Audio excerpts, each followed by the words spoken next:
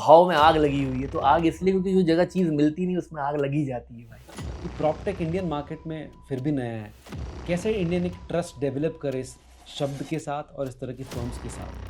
So this is something you can really jump into at an early stage. जो early enter होता है उसको तो फायदा होता ही। फ्रॉड से बचने के लिए जनरली इंसान को क्या करना चाहिए, क्या कुछ दिमाग में रखें? तो you have to be diligent enough first of all. अगर आप इंडिविजुअल लेवल पे कर रहे हो तो देखिए, ज़मीन ही एक ऐसी चीज़ है इस दुनिया में जो लिमिटेड है फिलहाल तो, और हर दिन के साथ कम होती जाएगी। आई think an early investor can make multiple times money. Real estate market जहां पर पैसे ग्रो होने की पॉसिबिलिटीज सबसे ज्यादा है, तो वहां पर रिस्क भी उतनी ही ज्यादा है। लेकिन यहां पर आज हम प्रॉपटेक में इन्वेस्ट करके कैसे अपनी वेल्थ बिल्डिंग करें और पैसों को संभाल भी सकते हैं विदाउट फेसिंग एनी फ्रॉड, इसी बारे में बातचीत करने जा रहे हैं। एडवोकेट अतुल गुप्ता आज हमारे साथ जुड़े, जो हमारे बहुत सारे क्वेश्चंस को सॉल्व करने की कोशिश करेंगे और बताएं कि प्रॉपटेक जिसके थ्रू वेल्थ बिल्डिंग की बात यहाँ पर लगातार हो रही है, उसमें ये सब कुछ कैसे पॉसिबल होने जा रहा है। सबसे पहले बहुत बहुत धन्यवाद अतुल भाई कि यहाँ पर आज हमारे साथ जुड़े हैं आप।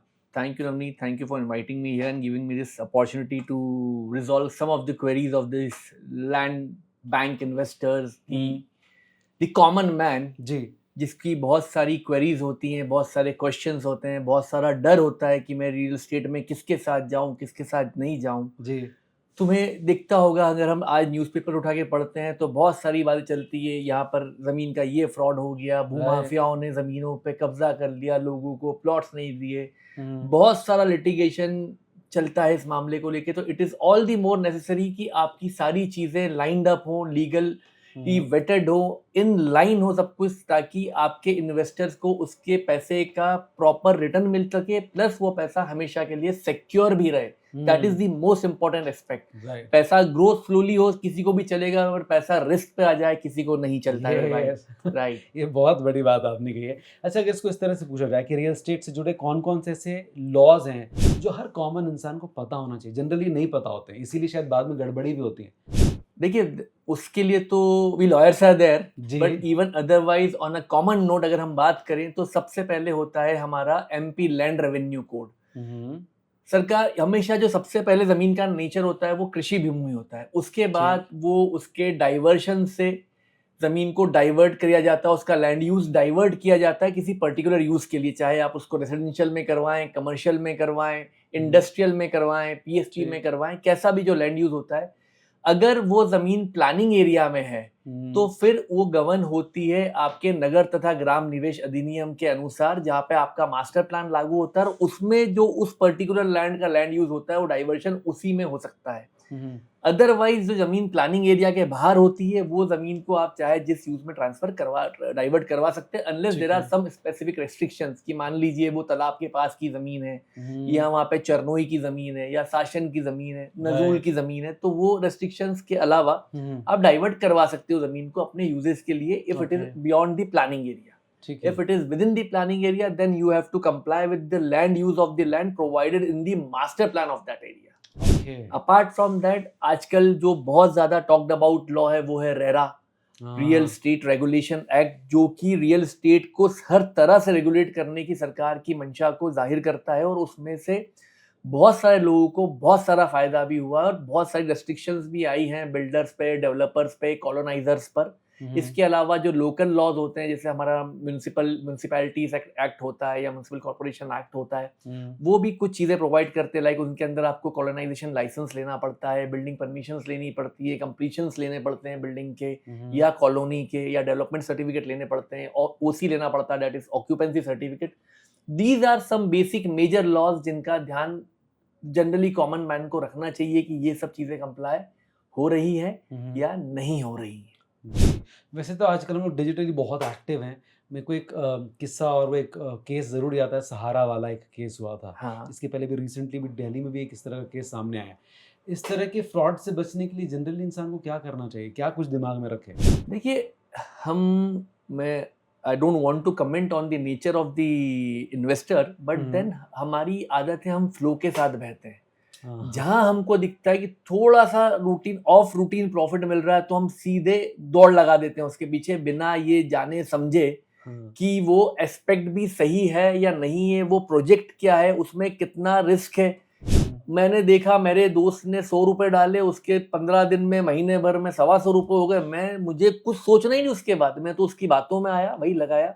तो दिस इज लाइक, क्या वो चिड़िया को दाना डालते हो ना फंसाने के लिए, वो वाली ये चीज वो है। तरह है।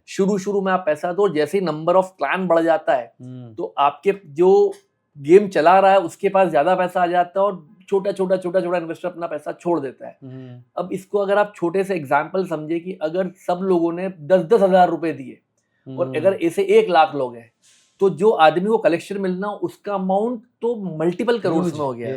पर आपका लॉस 10,000 रुपए का हुआ तो शायद आपको इतना इफेक्ट करेगा नहीं करेगा, चाहे आप एक्शन लोगे नहीं लोगे, दैट डिपेंड्स। और फिर आपको लगता है रिस्क लिया था, काम हुआ नहीं हुआ, but then you at the end of the day you have to understand कि how much money that third person is made out of this. So that is how you need to be vigilant about your basic documentation in the real estate venture. आपको देखना चाहिए जमीन की location क्या है। सबसे पहले आदमी ब्लाइंडली इन्वेस्ट कर देता है, बिना जमीन पे जाए, बिना उसकी लोकेशन समझे, बिना उसकी आसपास की विसिनिटी देखे।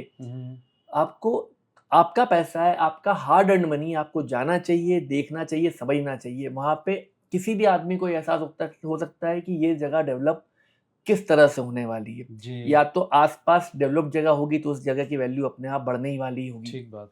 अगर पूरी जगह खाली है पर वहां पे कोई प्रोजेक्ट आने वाला है, मान लीजिए आसपास 2-5 किलोमीटर में कोई बहुत बड़ा इंडस्ट्रियल एस्टेब्लिशमेंट आने वाला है, तो फिर आपको अलाइड एक्टिविटीज के लिए वहां पे जमीन लगेगी। कोई बहुत बड़ा हॉस्पिटल आने वाला है, कोई बड़ा होटल आने वाला है, कोई बड़ा शॉपिंग सेंटर आने वाला है, कोई IT हब आने वाला है, कोई मैन्युफैक्चरिंग फैसिलिटी आने वाली है। तो all these things add to the value of the land in the vicinity. तो वहां पर क्या होने वाला है, मुझे इन्वेस्ट इस X जगह पे क्यों करना है और Y जगह पे क्यों नहीं करना है, that call is a rational call that you have to take considering the various aspects कि कैसे, क्या, कब, कौन करने वाला है। तो keep a track of things before investing कि क्या प्रोस्पेक्टिव है।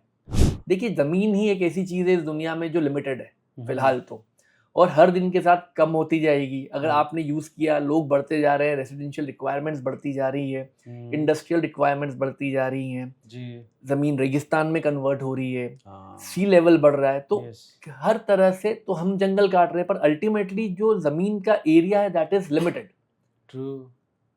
तो ये जमीन, तो ये वो चीज है, जब कोई भी चीज लिमिटेड होती है तो उसमें तो रेट्स में ग्रोथ होना लाजमी है, उसका भाव तो कभी कम नहीं हो सकता। आप एडिशनल जमीन लाके तो कहीं नहीं कर सकते। आप हॉरिजॉन्टली ग्रो कर सकते हो, आप ऊपर चले जाओगे, पर कितना जाओगे, हर जगह आप नहीं जा सकते, उसकी लिमिट होती है। आपकी सस्टेनेबिलिटी होती है, आपकी इंजीनियरिंग की डायमेंशंस होती है, डायग्नोस्टिक्स होती है, कितना आप जा सकते हो। And you can not create, अभी हम आज ही इस तरह देख रहे हैं कि टेम्परेचर इतना बढ़ रहा है, गर्मी बहुत बढ़ रही है, ये सब because we have concretized the thing.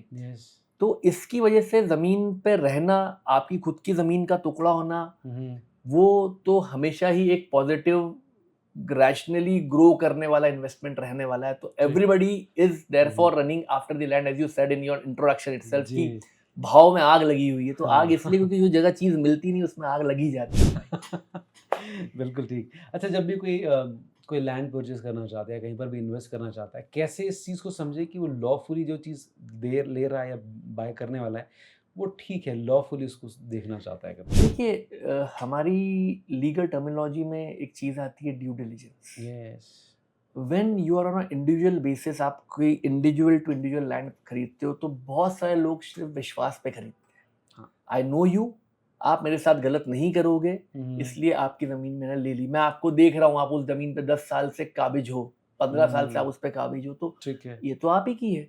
तो आपको पैसे दिए, रजिस्ट्रेशन करवाया और ज़मीन के अपने नाम पे करवा ली। मैंने ज़मीन अपने नाम पे करवा ली, उसके बाद मालूम पड़ा कि आप भाई साहब ने तो 2 और लोगों से इस बारे में एग्रीमेंट कर रखा है, उनसे एडवांस ले रखा है इस ज़मीन का।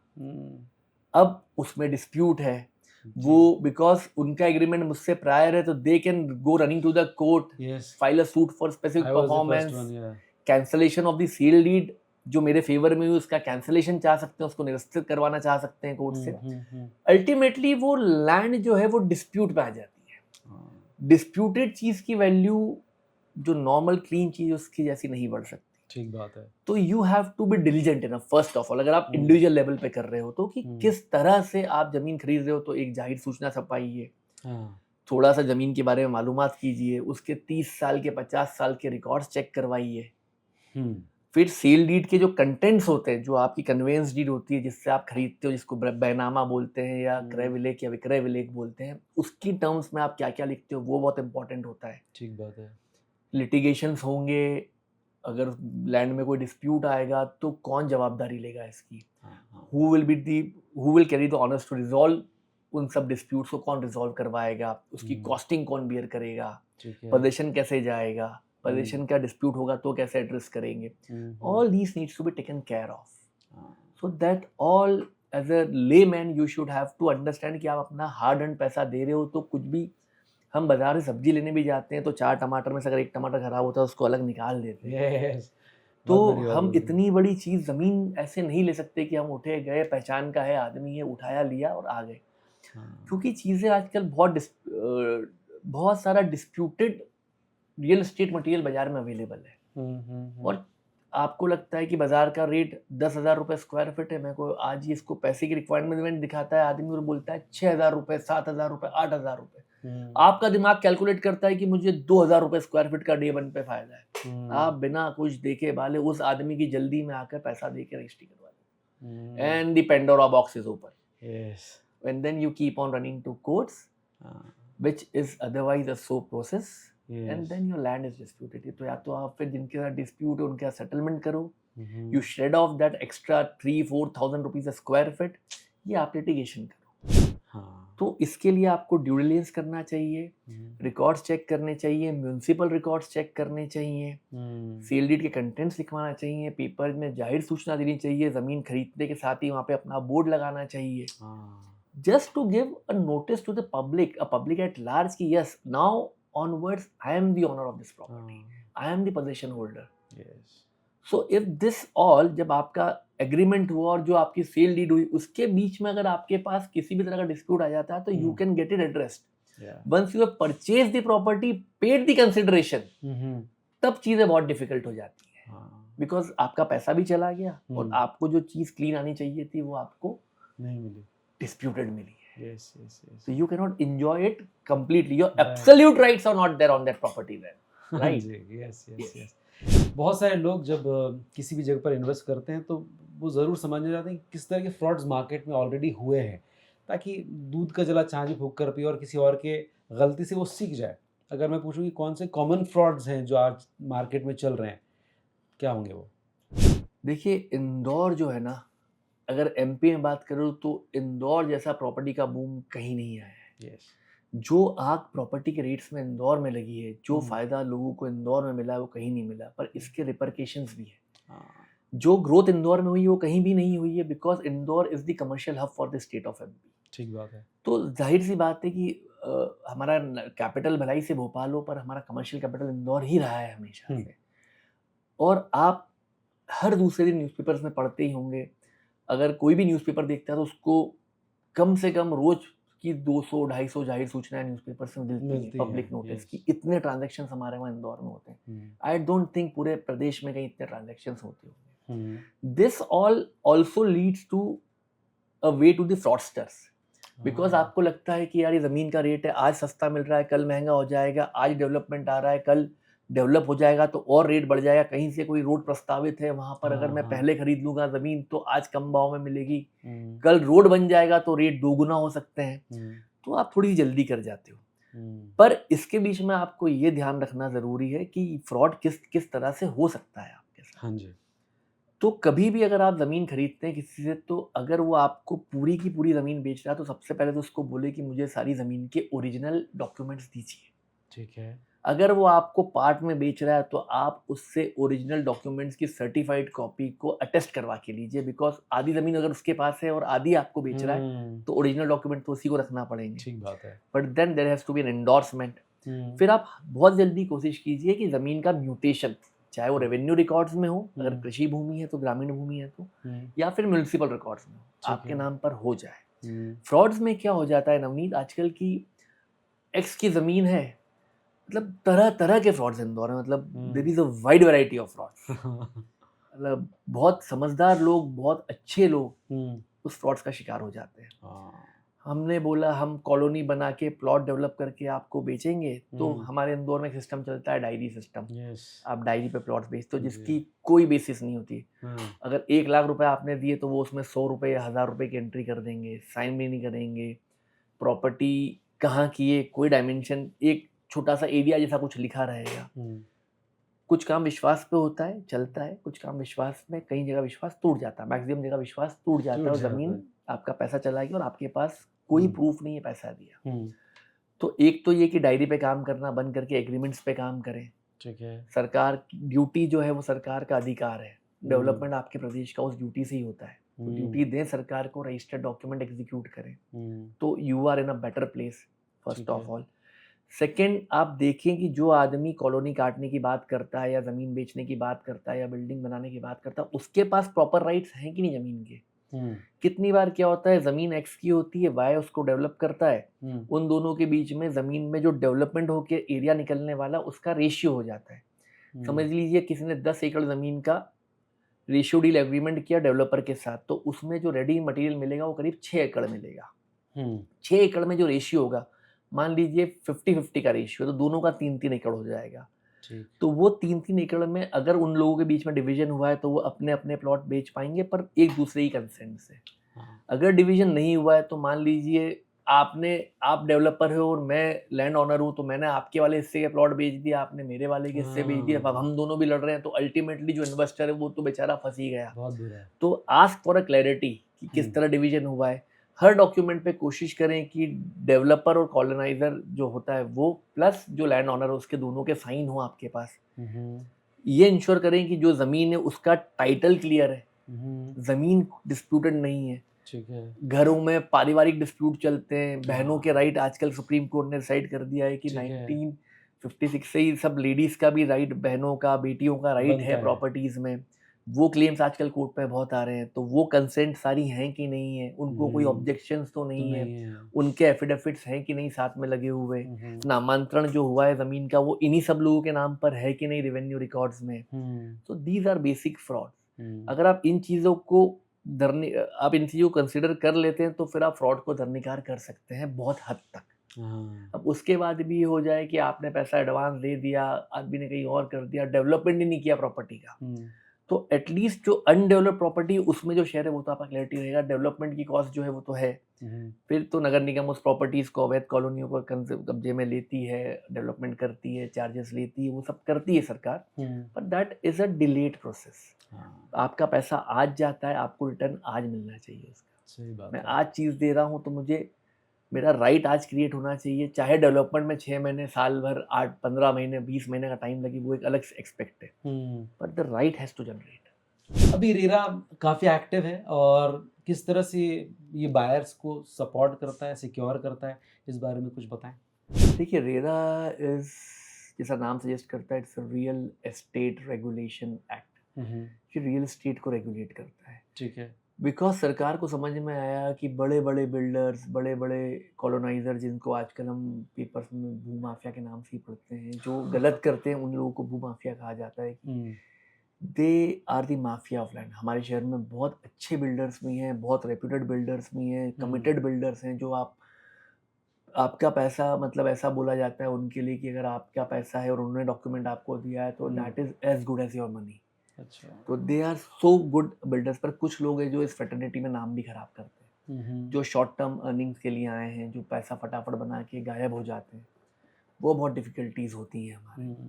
तो सुप्रीम कोर्ट के डायरेक्शंस बहुत सारे मैटर्स में थे, तो सरकार रियल एस्टेट रेगुलेशन एक्ट भी लेके आई है, जो रेगुलेट करता है कि रियल एस्टेट में आप किस तरह जो कस्टमर है, इन्वेस्टर है, उससे पैसा ले सकते हैं, काम किस तरह करेंगे, आपको रजिस्ट्रेशन करवाना है, आपको हर डेवलपमेंट की स्टेज पर रेरा की साइट पे जो आपको पोर्टल मिला हुआ उसको अपडेट करना है, आपको बताना है कितना % डेवलपमेंट किया, उसके फोटोग्राफ्स लगाने हैं, you have to work with in the time lines also.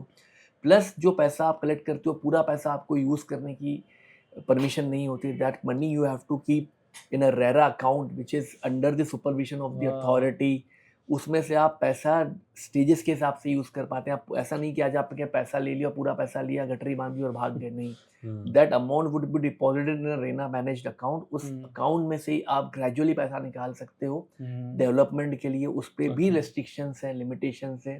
And then you have to keep this authority involved and informed both ways, so that the customer's interest, the investor's interest, the common man's interest, जो आपके पर भरोसा करके आपको पैसा देता है, that is secured. तो RERA is a very very good legislation in this regard. बहुत कुछ कंट्रोल करता है. और आपने देखा होगा ग्रेजुअली कि RERA के आने के बाद से ये जो जमीनों के फ्रॉड होने वाली स्थिति है बहुत कम हो गई है. यही मैं पूछने वाला था कि कैसे हेल्प करता है, कैसे रेगुलेट करता है ताकि फ्रॉड्स बिल्कुल रुके. It has got penal provisions. आपको कंप्लायंस के लिए गाइडलाइंस हैं. आपको जो भी बिल्डर है, डेवलपर है, सबकी जॉइंट रिस्पॉन्सिबिलिटी है चीज़ें डिलीवर करने की, अप्रूवल लेने की, पार्सल आउट करने की, सब कुछ उस पे टोन्ड है. अच्छा. So there are guidelines provided and you have to follow those guidelines. Otherwise your project is put on hold by RERA. जैसे ही आपका प्रोजेक्ट होल्ड पे आता है तो एक इंटीमेशन चले जाता है सब registrar of assurances and documents को, जिसको हम रजिस्ट्री, जहाँ पे हम रजिस्ट्रियाँ करवाते हैं. जी. तो आपकी लैंड के डॉक्यूमेंट एग्जीक्यूट होना बंद हो जाते हैं. तो ultimately that creates a pressure on the coloniser और the builder, all the land owner जो जमीन को डेवलप करके बेचना चाहता है कि अगर वो डॉक्यूमेंट एग्जीक्यूट नहीं करवा सकता तो पैसा भी नहीं ले सकता. Plus this gives a negative impact in the market about that particular project also. So project complete हो, हर तरह से complete हो, ये रेरा की रिस्पॉन्सिबिलिटी हो. रेरा बहुत हद तक इसमें कामयाब भी हो रहा है क्योंकि अब प्रोजेक्ट फेल होने की जो हम लीगल इंटीग्रिटीज में देखते हैं, हमें भी बहुत कम ऐसी इंफॉर्मेशन आती है कि प्रोजेक्ट अब फेल हो रहे हैं. ये अच्छी बात है. जो जमीनों में डायरेक्ट डीलिंग्स होती हैं जिसमें डेवलपमेंट नहीं, because these RERA is only for real estate development. Yes. पर अगर आप जमीन की नॉर्मल खरीद फरोख्त कर रहे हैं तो रेरा नहीं लगता है उसमें. राइट. तो वो फ्रॉड्स तो हो रहे हैं अभी. पर then they are governed by the Indian penal code अगर वो फ्रॉड्स हैं तो, या हमारे सिविल लॉ में अगर कुछ कंप्लायंस एग्रीमेंट्स होने के बाद कोई आदमी पीछे हटता है तो then we have the civil codes for that. तो वो is a different avenue, but this real estate development is a different avenue. Right. अच्छा, अब हम प्रॉपटेक की बात करते हैं जिसके साथ हमने शुरुआत भी की थी कि प्रॉपटेक इंडियन मार्केट में फिर भी नया है. कैसे इंडियन एक ट्रस्ट डेवलप करे इस शब्द के साथ और इस तरह की फर्म्स के साथ? This happens to be a very good and interesting question Navneet. मुझे बहुत इंटरेस्टिंग लगता है इस पे जवाब देने के बारे में. देखिए, टेक्नोलॉजी तो नीड ऑफ द आवर है जी. अब अगर आप टेक्नोलॉजी का यूज़ करके, जैसे आजकल आप बहुत ही ज़्यादा पढ़ते होंगे AI जी. तो AI का यूज़ करके, टेक्नोलॉजी का यूज़ करके अगर आप आइडेंटिफाई कर पाते हैं, आप नंबर्स निकाल पाते हैं, आप लोगों को सेटिस्फाई कर पाते हैं कि this is all we have done, this is the return, this is the growth perspective, this is where you would be 5 years, 3 years down the line. You give a technological put into your project by saying that ki I'll put you up, I'll gather you, will comply with will do all the compliances, and then we'll clarify that this is what your position down the line after a particular period of time. So you will be pleased that you can calculate your returns on that. You can compare your returns in the real estate PropTech market vis-a-vis the share market or the commodity market or the bank FD or any other form of investment, whichever you say. ठीक बात. Crypto maybe. So then if you want to be assured, because these all are volatile. Land bank is also volatile, but यहाँ पर जैसा मैंने आपको पहले बताया, the subject जो है वो बहुत लिमिटेड, वो कभी बढ़ने नहीं वाला है. तो हो सकता है मुझे 1 साल ग्रोथ ना मिले, हो सकता है मार्केट स्लो रहे, 2 साल ग्रोथ ना मिले, पर ग्रोथ मिलना इस मार्केट में तो कम से कम तय है. आज नहीं तो कल आनी ही आनी. Otherwise you have the security in form of land with you. So technological input जैसे ही आप लैंड के साथ डालते हैं, प्रॉपर्टी के साथ डालते हैं, तो it opens vast avenues.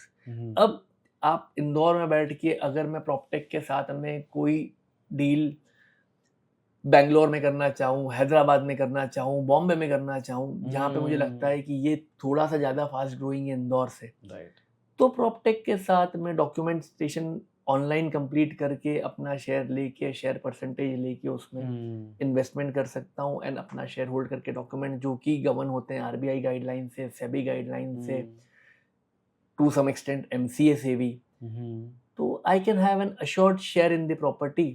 Technological है, मैंने सिस्टम पे बैठे बैठे काम किया, मुझे ना ज़मीन अभी जाके देखने की ज़रूरत है क्योंकि जो कंपनी जो प्रॉपर्टेक चला रही है उसने सारा ड्यू डिलिजेंस किया हुआ है, which has been certified by some of the reputed law firms of the company or analyzed by some good lawyers of the company। तो वो सब जैसे हो जाता है तो you have an assurance in back of your heart कि हाँ ये ठीक है, ये सिस्टम पे है, सब कुछ ये प्रॉपर परफॉर्म कर रहे हैं, मुझे सारा डॉक्यूमेंटेशन करके दे रहे हैं, सारी गाइडलाइंस का कंप्लायंस कर रहे हैं, जितने रूल्स रेगुलेशंस हैं, जितने भी डायरेक्शंस हैं उनको फॉलो कर रहे हैं, तो मैं यहाँ बैठे बैठे ही बैंगलोर में इन्वेस्ट कर सकता हूँ। मुझे क्या ज़रूरत है बैंगलोर जाने की, वहाँ प्रॉपर्टी देखने की, किसी एजेंट को ढूंढने की, फिर वहाँ पे डॉक्यूमेंट रजिस्टर करवाने की, फिर उस प्रॉपर्टी की सिक्योरिटी इंश्योर करने की। आज ये भी तो बहुत बड़ा मसला है कि आपकी प्रॉपर्टी सिक्योर रहे। मैंने आज 10 बीघा जमीन ले ली, गांव में जंगल में रह के भूल गया, 2 साल बाद गया तो मालूम पड़ा कोई और ही उसको हाँक रहा है जमीन को, या कोई कुछ बना चुका है। अब मैं उससे पोजीशन की लड़ूं तो या तो मैं अपना क्लोज काम छोड़ के वहां जाऊं, या फिर वहाँ पे कोई चौकीदार रखूं हमेशा के लिए जो वहाँ पे ध्यान रखे, चीजों को देखे। तो उससे बेटर है कि मैं टेक्नोलॉजिकल इन्वेस्टमेंट कर लूँ प्रॉपर्टी में। मैं यहाँ से बैठे बैठे आपके पैसे में आपकी जो कॉस्ट होती है वो आपको पे करूँ और आप उसको कंट्रोल करो प्रॉपर्टी को, and I have the share in the property. आप ग्रो करो, मैं भी ग्रो करूँ, मुझे जिस दिन बाहर होना हो टेक्नोलॉजिकली उस दिन मैं बाहर हो जाऊँ। इसके लिए बहुत इंपॉर्टेंट एस्पेक्ट आजकल सेबी रेगुलेट कर रहा है, which is REIT, real estate investment trust.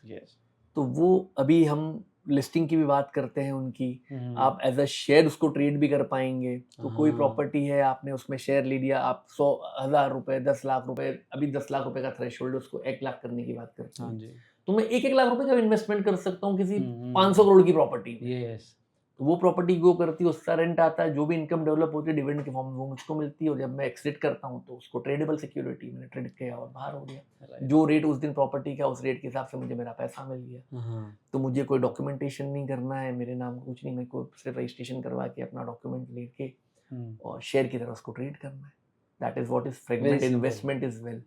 तो टेक्नोलॉजी की जो ब्यूटी है वो ये है कि चीज़ों को बहुत हद तक सिंप्लीफाई कर देती है।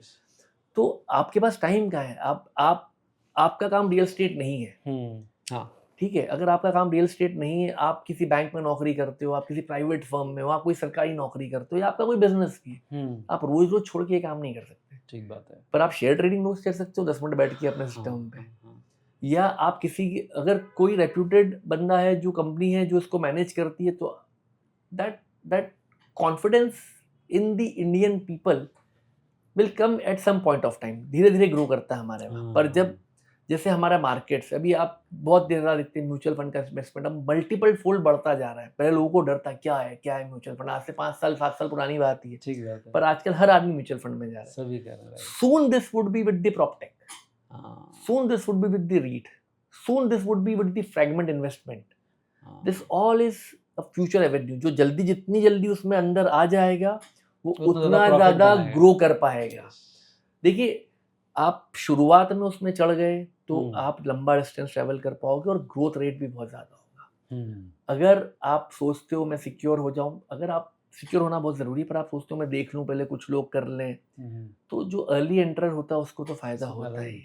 तो अगर डॉक्यूमेंटेशन प्रॉपर है, कहीं कोई डिविएशन नहीं दिखता है आपको, अपेरेंटली नहीं दिखता है, कॉन्फिडेंस बिल्डिंग है थोड़ा सा, जो प्रोजेक्ट के पीछे लोग हैं they are good people who have good background, good financial support, तो I think an early investor can make multiple times money in this. Great. अच्छा, प्रॉपटेक मार्केट जैसा हम लोगों ने बात करा कि नया है लेकिन ग्रोइंग मार्केट है, जो पहले इन्वेस्ट करेगा उसको बहुत ज़्यादा फायदा मिलेगा, लेकिन इसमें भी फ्रॉड की गुंजाइश है। वो फ्रॉड से बचने के लिए क्या चीज़ पहले से दिमाग में होनी चाहिए? देखिए, प्रॉपटेक फ्रॉड की गुंजाइश तो कभी भी आप उसको ज़ीरो नहीं कर सकते हैं। तो द क्वेश्चन इज कि हाउ विजिलेंट यू आर। या आप हर चीज़ की इंक्वायरी कीजिए। आप प्रॉपटेक में जा रहे हैं तो there is always a sections, आप FAQs देखिए, आपके क्वेश्चन उस FAQs में नहीं आते तो आप कुछ क्वेरीज पोस्ट कीजिए। जाहिर सी बात है, आप अपना पैसा देने वाले हैं, तो आप बेसिक्स तो जानिए कि क्या प्रोजेक्ट है, किसकी लैंड है, डॉक्यूमेंट्स कहाँ है, शेयर कीजिए डॉक्यूमेंट्स, ठीक है। रिकॉर्ड्स, रेवेन्यू रिकॉर्ड शेयर कीजिए। आप कैसे प्रोजेक्ट करने वाले हैं, किसके साथ प्रोजेक्ट करने वाले हैं, पोटेंशियल कस्टमर्स में आप किनको देखते हैं, कहाँ अगर प्रॉपर्टी को आप लीज आउट करके आप लीज से इनकम देना चाहते हैं लोगों को तो वो बताइए किसके साथ करने वाले हैं। Will that be a long term lease, short term lease, what are the growth prospective in that lease, what is the exit clauses in those lease. कोई आदमी छोड़ के ही भाग गया, मैंने 10 साल की लीज की, 3 साल में छोड़ के भाग गया, तो how do you secure me with that. All these questions, because proptech में मैंने टेक्निकली इन्वेस्ट तो कर दिया टेक्नोलॉजी का बेनिफिट लेकर, पर सिक्योरिटी होना बहुत जरूरी है। तो अब जब आदमी, मैं आपसे बोल रहा हूँ आप मुझे डॉक्यूमेंट दिखा दीजिए, आप बोल रहे हैं हाँ सब डॉक्यूमेंट्स है, भैया है तो दिखा दो। ठीक है। द पर्सन हु इज, जिसके साथ आप इन्वेस्ट कर रहे हो, अगर वो आपको रेडीली हर चीज को देने के लिए रेडी और विलिंग है तो आपकी फ्रॉड होने की गुंजाइश बहुत कम हो जाती है। अगर टाला मटोल होती है, आज देता हूँ कल देता हूँ बनाता हूँ, आप मुझसे पैसा ले रहे हो तो you have to be ready with all the documents और एटलीस्ट अ रोड मैप कि मैं आपको इतने दिन में ये चीज दूंगा, ये डॉक्यूमेंट इतने दिन में एग्जीक्यूट होगा, हम इसको इस तरह चलाएंगे, हम इस तरह काम करेंगे। That vision has to be very clear, that vision has to be clear, supported by the policies, supported by the governance and supported by the guidelines.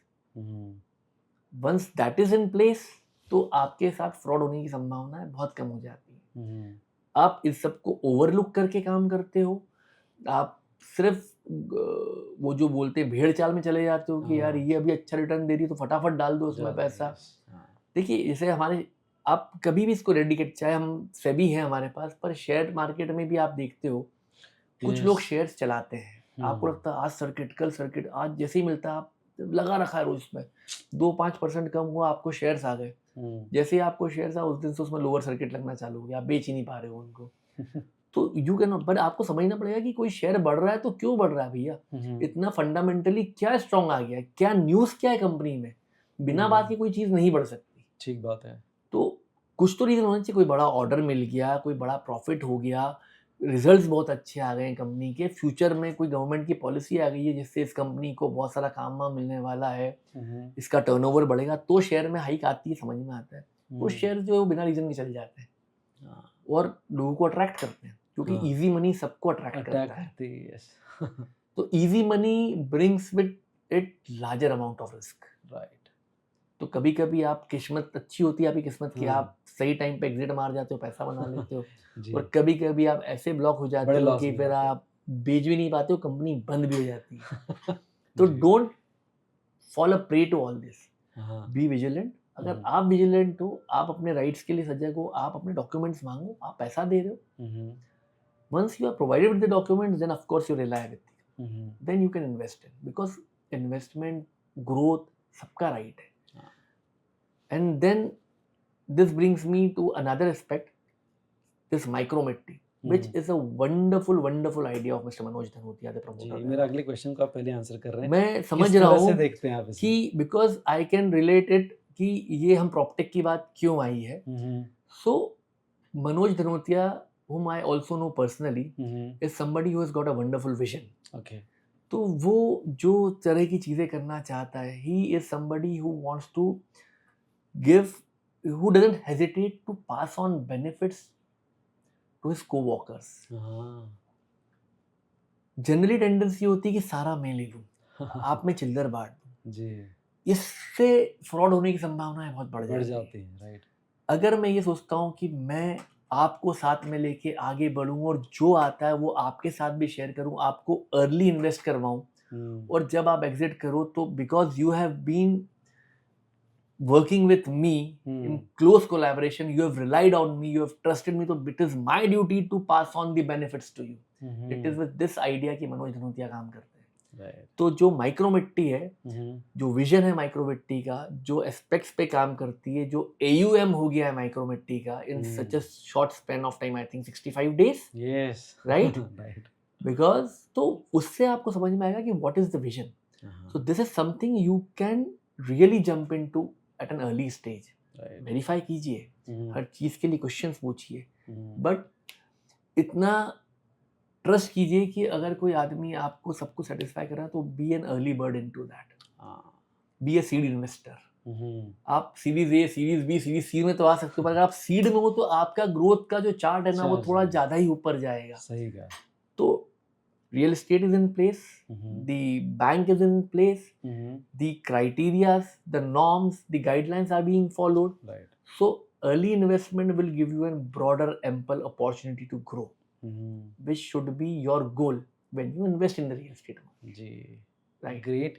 ये सारे क्वेश्चन के आंसर आपने बहुत पॉजिटिवली दिए और मेरे ख्याल से आपने बहुत सारे लोगों के दिमाग के जाले साफ किए हैं। थैंक यू वेरी मच यहाँ पर आज Thank you, आने के लिए Navneet. हमसे बात करने के लिए। Thank you, बहुत-बहुत Navneet. धन्यवाद। Thank you. Thank you.